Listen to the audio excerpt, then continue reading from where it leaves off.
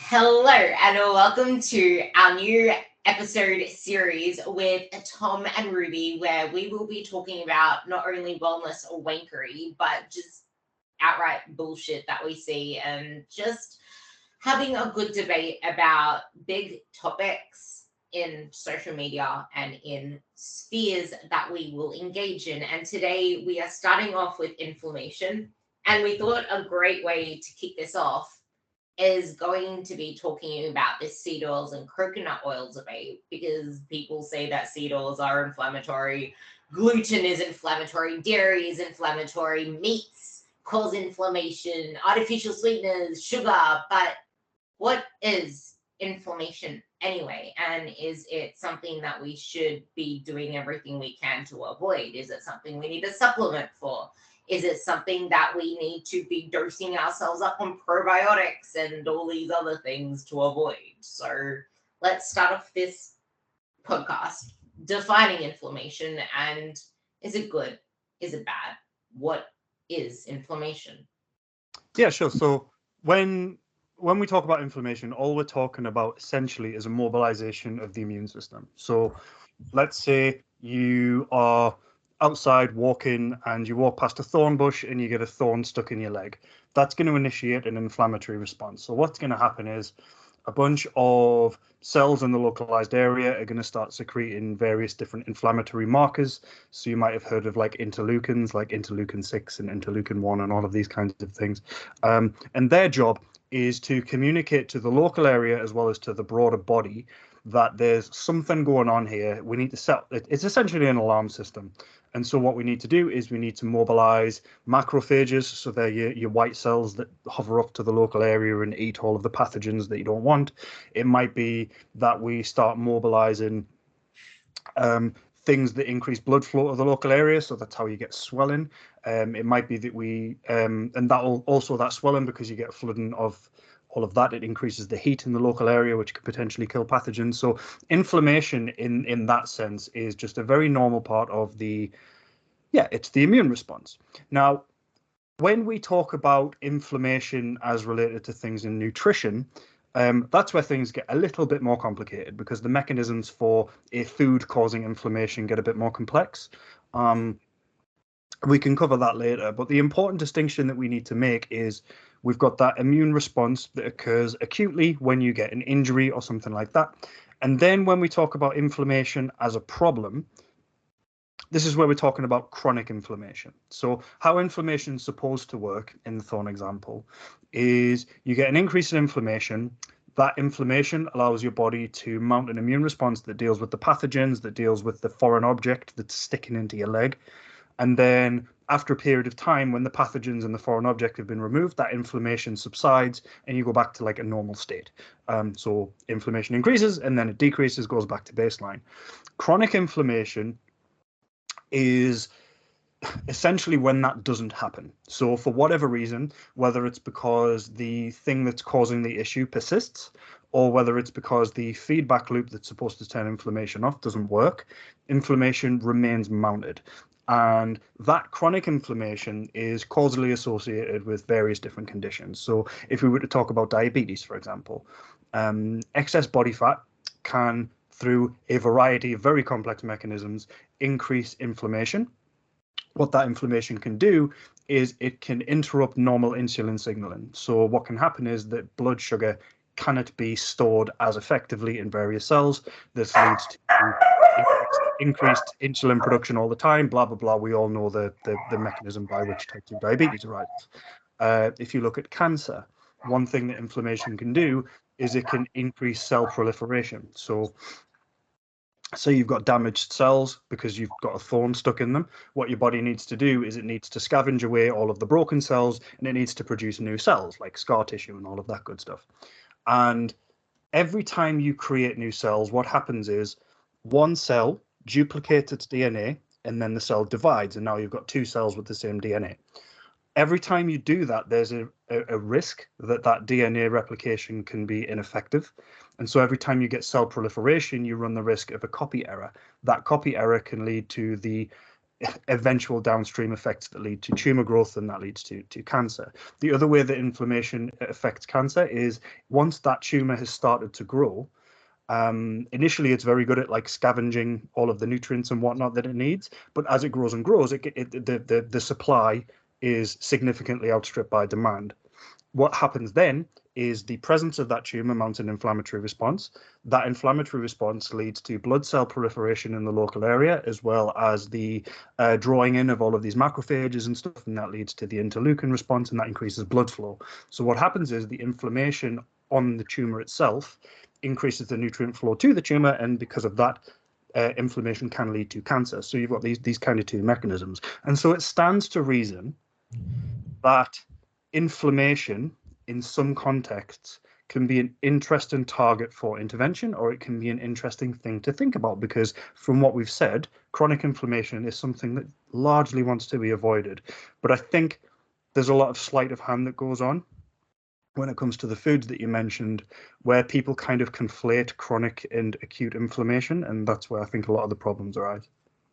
Something that just brought up so many different topics in my head. The first one is, this is why sometimes if you were hearing him talk about macrophages and all that stuff, if you are in an acute inflammatory reaction, or you're going through some type of bacterial infection, inflammation, whatever, you'll find that if you get your blood test done in this period of time, your white blood cell count will be inflated because they are there and they are in higher numbers because those are the ones that are fighting off the infection, which is why a lot of the time you can't just take blood tests off at face value. They're showing you something that is underlying that can either be the result of your lifestyle, your behavior, your actions over the last few months, or acutely. And at the same time, like, I'm all for blood tests, but what's the whole point of you getting a blood test if you're not willing to actually address the root cause of the issues that you are now seeing on the blood test results? It's almost like saying, okay, I'm going to band-aid the hole in the ceiling when it's leaking water up there, but that leaking water is still going to cause damage elsewhere because you haven't actually turned off the tap or whatever it is that's causing the leak. So the band-aid approach isn't going to work. Now, as Tom was talking about, like the inflammation response and the proliferation of cells, I cannot say that word. This is where you can look at exercise as a pure example of inflammation in itself, in that exercise increases this thing called reactive oxygen species. Now, you can say that, oh, inflammation is bad. Yeah, well, in this context, one of those species is called superoxide, and it has many positive benefits in your body in that it, like, just as inflammation can cause cell death in a negative way, inflammation can also cause it in a positive way, which is exactly what exercise does.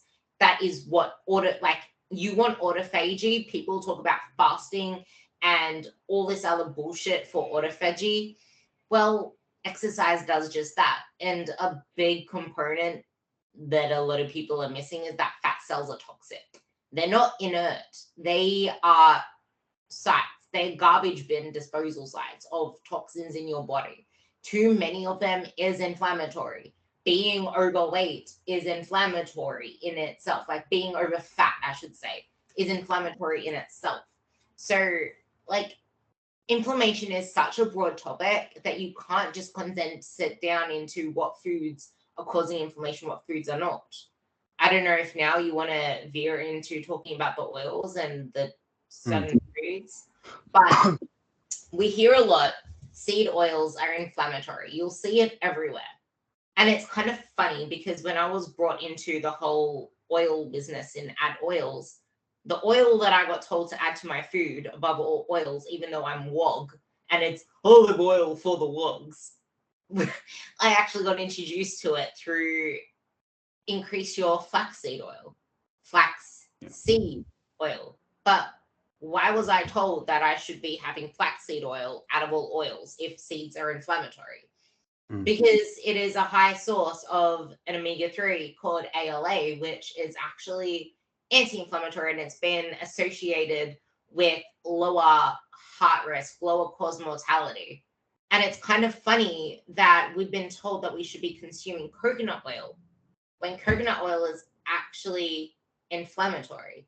It is a saturated fat, albeit the fact that it is a medium chain triglyceride.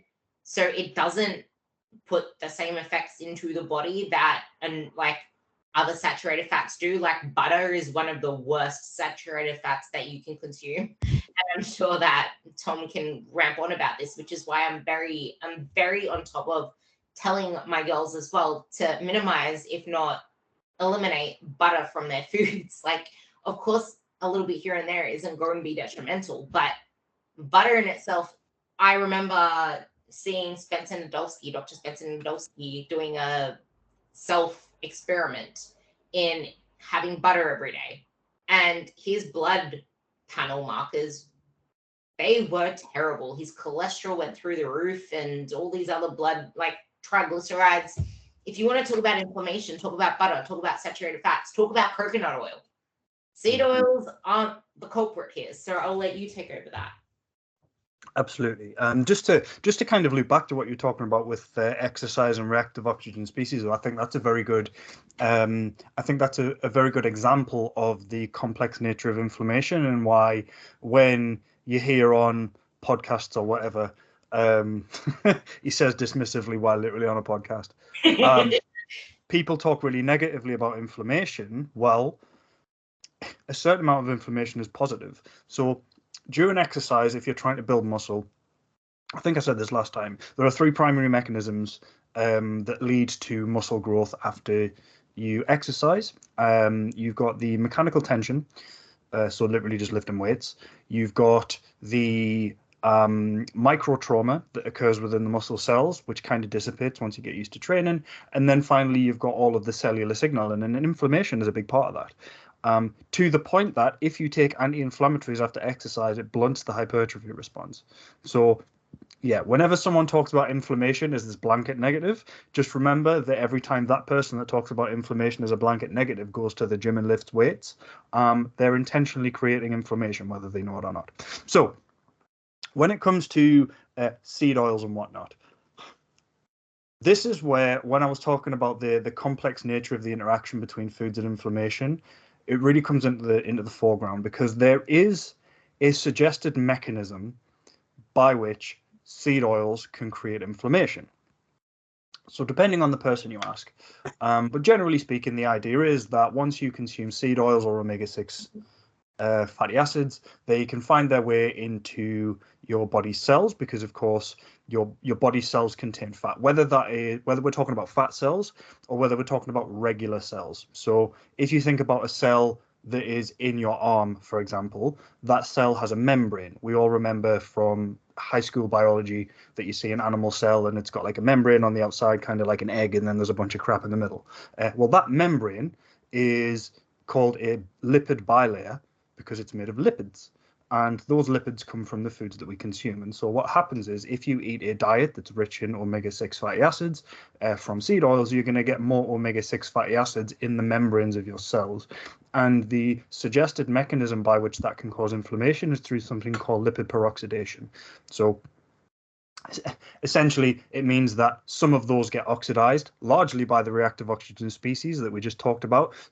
If you've never heard of reactive oxygen species, they're often called free radicals.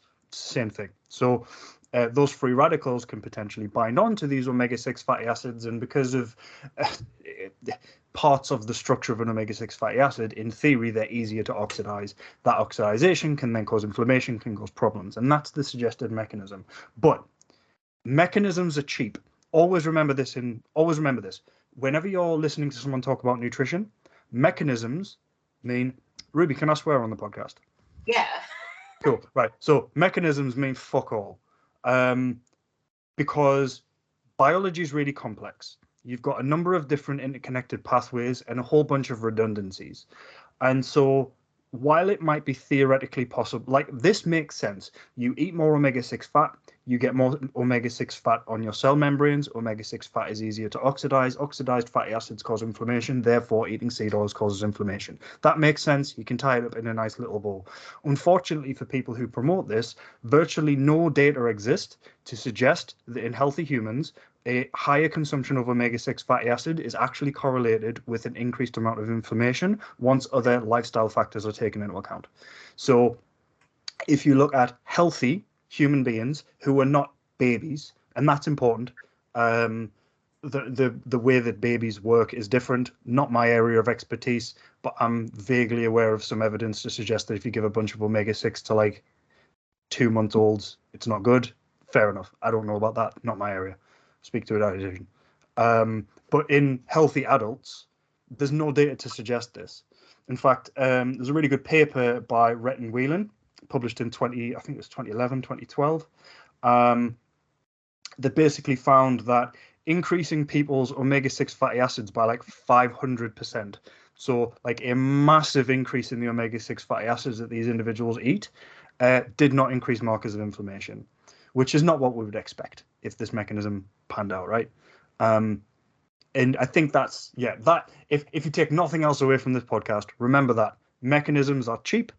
You can find a mechanism to suggest anything. What we want is outcomes. So what we want to... Correlation doesn't equal causation. That's the one. Well, there's that, but there's also just more like concept. If you drive a car, that involves setting fire to petrol, but that doesn't mean that it's a bad thing. Just because the petrol is being set on fire doesn't mean the car's going to blow up. Like, mechanisms are one thing. What happens as an outcome is the other thing. I talk about this all the time when I talk about the gut microbiome. People talk about how important it is to eat this and this and this and this because it affects your microbiome. It's like, I don't give a shit about my microbiome. I want to know what that's going to do for my health. My job is not to look after my microbiome. My job is to ensure that the microbiome looks after me. And so I'm not bothered about changes there. I'm bothered about changes on the macro level. And it's the same thing. Even when you look at research on specifically on lipid peroxidation, people with high omega-6 fatty acid diets do not have elevated levels of the things you would expect, things like cancer, again, once you control for other variables. And this is where, if you want to talk about nutrition and inflammation, and Ruby, I'll let you jump in a second, we want to talk not about foods, but about broader dietary patterns. Because I think Alan Aragon once said it. It was like, everybody agrees that trans fatty acids are not good, that you should avoid trans fatty acids. But a Krispy Kreme every now and then is not going to kill you. And so we can't talk just about foods. We need to talk about the broad dietary pattern. And by far and away, the dietary pattern that is associated with the lowest levels of inflammation and that is associated with the lowest risk of various different kinds of disease states that will be associated with said inflammation is the Mediterranean diet. And the Mediterranean diet is rich in omega-6 fatty acids. Yeah. And the reason why a lot of people will say that seed oils or whatever it is, omega-6s, they're inflammatory is because a lot of the people that get the out of ratio omega-6 to omega-3s because most of the food that they eat is processed, it's takeaway, it's fried foods, it's packaged foods, and they're not really the best source of omega-6 or seed oils. That is manufactured manufactured crap. Like if you're putting fresh pressed seed oils onto your food, that isn't going to cause inflammation. Now, going into this, dairy is inflammatory, gluten is inflammatory. Well, it depends for who. For some people, and fruit is inflammatory for some people because they can't tolerate fructose. Like, different people have different allowances for different sorts of food, which is pretty much the same thing that Tom just said in so what mechanism, and is this going to cause a negative response for me and who I am. Now, the funny thing with dairy is that although it's high in saturated fat, something about dairy does not have the same inflammatory response as like when I say dairy, I'm not talking about butter. I'm talking about cheeses. I'm talking about yogurts, and I'm talking about milks. Something about those particular types of dairy actually assist the fat loss process, and they don't cause inflammation to the same degree as other saturated fats. Now, maybe we can talk about that mechanism. So, two things that you mentioned there. The first one is when you were talking about the omega, well, three things.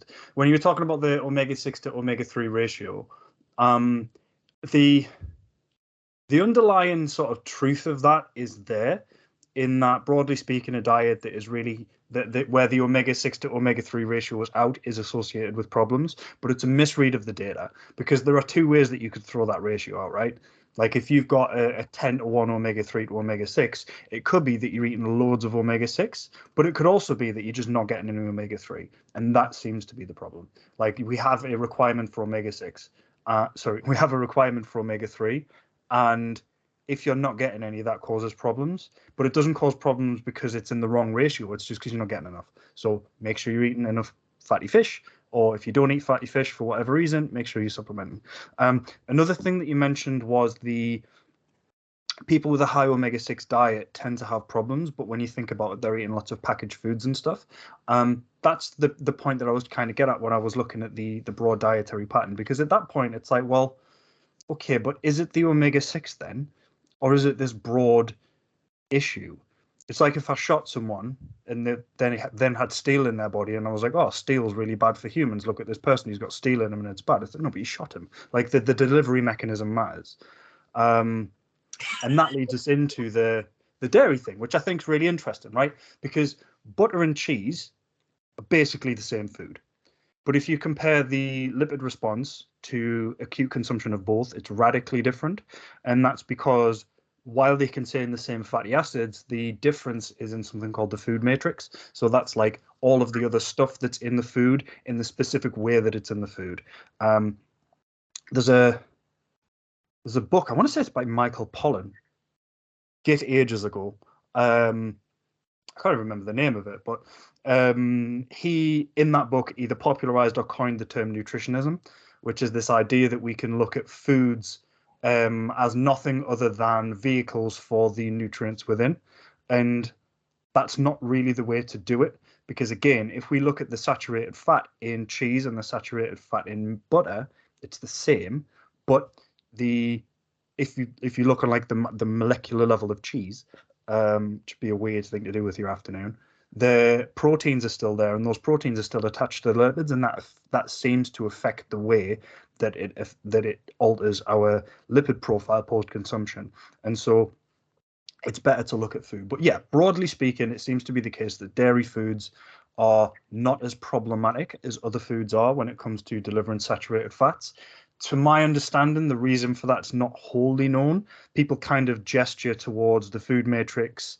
It might be to do with the specific fatty acids that you find in dairy, which is more like a long chain, I believe, as opposed to other chains of fatty acids. Yeah, that we're stretching beyond what I can talk about confidently there, but to my understanding, it's not fully understood. I was going to say, so well, if you think about yogurt in itself, that it's cheese is a curdled product of milk. It's almost like saying, okay, there's the casein portion that we just got out of milk, like the casein part of milk, and then there's the yogurt, which is the cultured yogurt's cultured. That's the word. So yogurt is a cultured part of milk. Cheese is a curdled protein of milk. Butter is the separated fat of all of that, which is why it's different. It is not really a product of milk, but the separated fat in itself. And that is why it is inflammatory. So it's a completely divergent part of the milk product in itself. Yeah, and saturated fat consumption promotes inflammation, which is always funny to me, because it tends to be the people that talk about avoiding inflammation also advocate for high fat diets, focusing on lots of like coconut and cook your steak in butter and then it's madness. But it just indicates that people don't give a shit. They use inflammation in the same way that folks like Gwyneth Paltrow talk about toxins. It's just the nebulous bad thing that I can sell you a solution to, for the most part. I mean, even when you talk about sugar, I think sugar. Let's go. Yeah, so sugar's another one where it's quite interesting. You got the likes of Stephen Gundry or Gundry. He's another one of these. He's an American physician who worked in cardiovascular health, and now he recommends a low carb diet. He's one of those people. But he was the guy, to my understanding, that popularized this idea that sugar is really inflammatory. But the mechanism for that, again, sort of makes sense, but it doesn't pan out. So the mechanism that he suggests, he's one of the people that talks about how fructose is really bad. So the reason that people suggest fructose is bad is because when you consume carbohydrates, those carbohydrates leave your small intestine, they're absorbed into the bloodstream.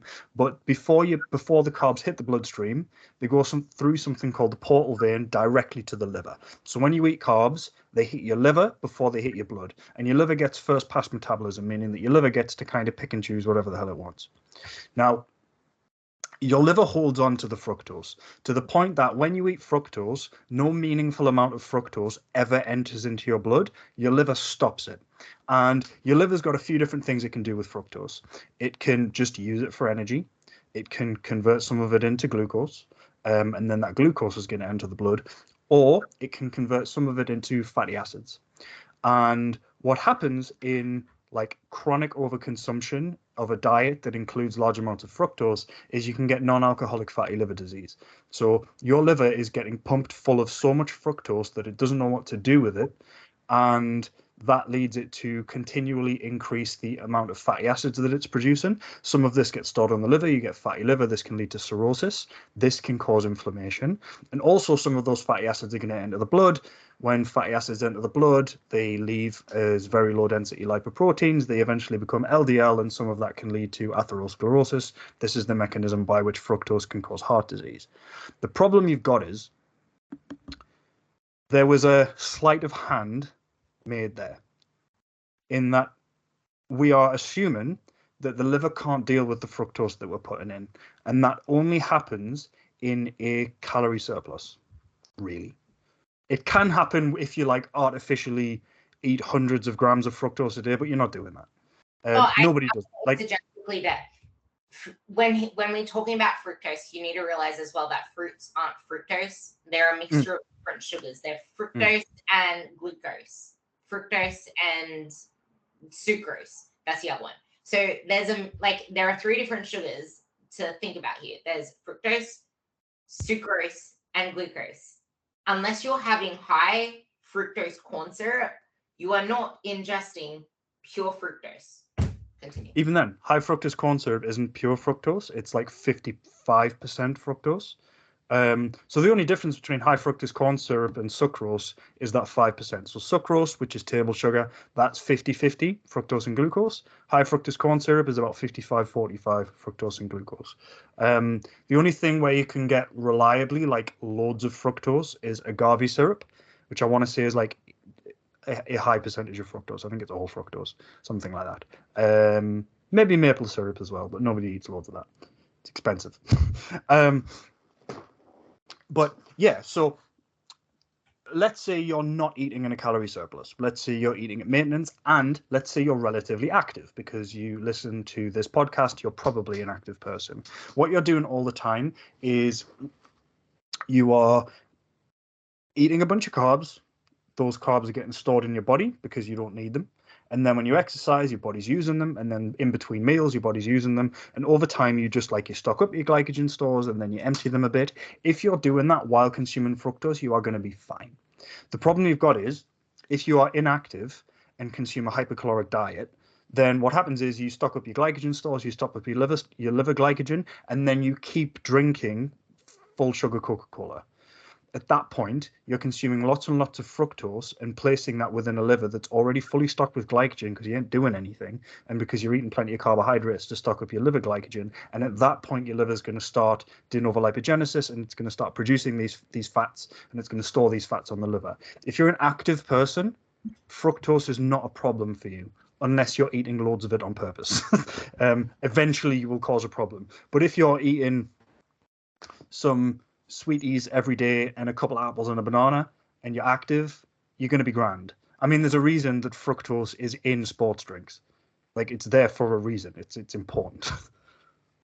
Yeah, I think this is a really good topic that we can lead into next week's as well, because next week we'll be talking about artificial sweeteners. So we can talk about, okay, so sugar or sweeteners, like what should we go for? What's the healthiest option? And then where does the sugar debate come in? But I guess to finish off the sugar concept is, instead of looking to reduce sugar intake per se, look to reduce added sugars. It's the added sugars that you want to be very skeptical of in your diet. But the thing is, it's not even the sugar itself. It's, okay, well, if you look at the research, it's not the sugar, it's the low fiber in the diet, it's the low plant foods in the diet, it's the lack of everything else that makes sugar so bad.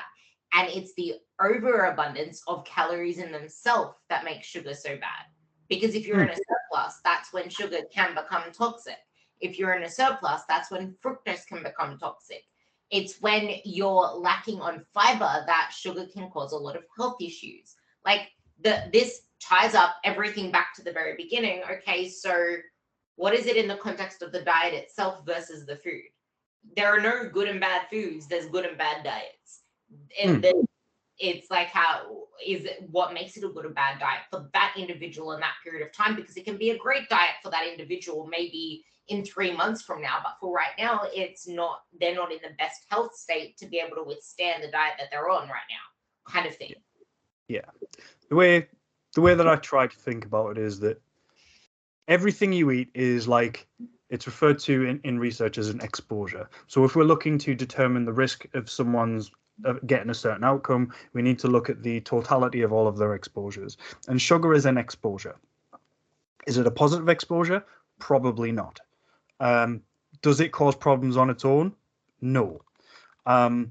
So when we talk about, like, because you need to understand this to be able to understand how a nutritionist can say at the same time, sugar is not a problem, don't eat loads of sugar, because they seem conflicting, right? Let's think about the lifestyle, the entire lifestyle of a person who eats 200 grams of sugar a day. Like, that is not a person who avoids smoking, doesn't drink alcohol, is regularly exercising, is going to bed on time, is waking up on time, is eating enough fiber, is eating enough fruits and vegetables, gets enough protein. Like, that is not what they're doing. And so we can almost look at the sugar as a marker of a lifestyle that leads towards a greater risk of negative outcomes, rather than the sugar being like a poison. I think the idea of food as medicine has done loads of damage to the way that people think about food, because how medicine works is you take it and it has an acute specific effect on your health. So if you take an anti-inflammatory, you eat that anti-inflammatory, inflammation goes down. That's how that works. If you have inflammation and you eat some curly kale, which is an anti-inflammatory food, inflammation doesn't immediately go down. That's not how that, because it's not a medication, it's not a medicine, it's a food. And similarly, if you eat some cyanide, your health gets really bad really quickly. If you eat some sugar, nothing happens.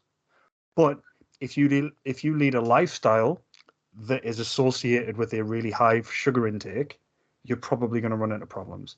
And so that's the way that I would think about it. And it goes back to the trans fats are not good, but you can eat a Krispy Kreme and you're not going to die side of things. Like, I wouldn't even say, like, avoid added sugars, really. I would just say emphasize whole foods in your diet.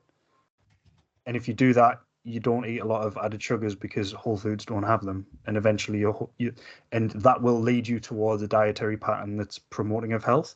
And the elimination of sugar is not the reason it's promoting of health. It's everything else and the fact that it doesn't have lots of sugar, if that makes sense. it's such a great way to sum up this whole podcast, in that you need to zoom out and see, okay, well, how does this relate to me in the right nows of everything?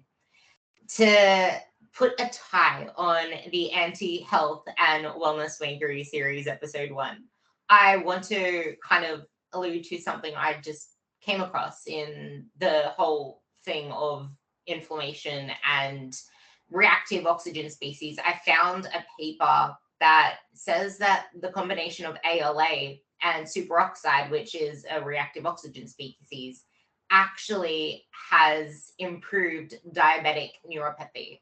And there's also evidence of superoxide, reactive oxygen species, in that it reduces the inflammatory nature of arthritis in some individuals. So there's a lot of positives as well as negatives to inflammation. It's just, okay, what context are we talking in, and how does this relate to you? Any summarizing words from you?